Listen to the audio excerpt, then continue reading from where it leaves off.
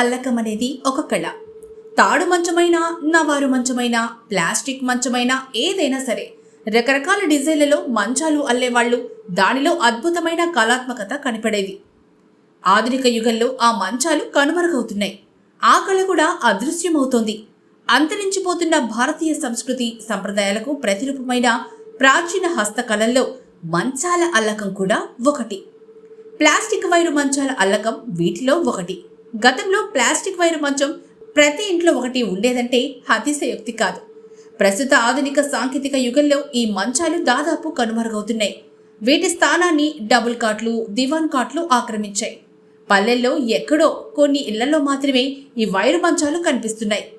Wire మంచాల అల్లకానికి గతంలో బాగా demand ఉండేదని, ప్రస్తుతం ఎప్పుడో 1-2 మంచాలు అల్లకానికి వస్తున్నట్లుగా వంశపారపర్యంగా ఈ వృత్తిని నమ్ముకున్న పొదలకొరకు చెందిన కృష్ణ అనే హస్తకళాకారుడు తెలిపాడు.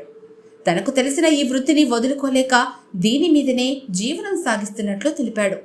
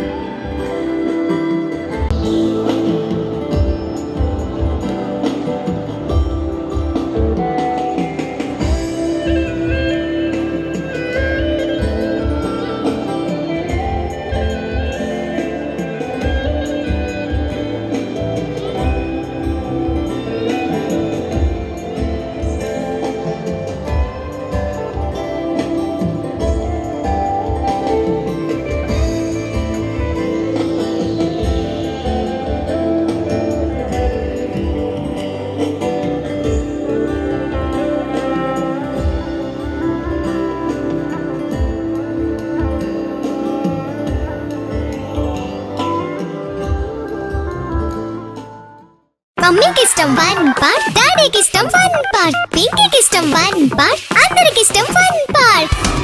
మీ హాలిడేస్ ని జాలీ డేస్ గా మార్చుకోండి ఫన్ పార్క్ తో. మైమర్పించే వాటర్ రైడ్స్, అబ్బురపరిచే థ్రిల్లింగ్ రైడ్స్ తో పాటు ఇంకా మరెన్నో. వినోదానికి ఉల్లాసానికి లేదు మరొకటి సాటి. తప్పక విచ్చేయండి fun park, the one and only destination fun park, Golagamudi, Nellore.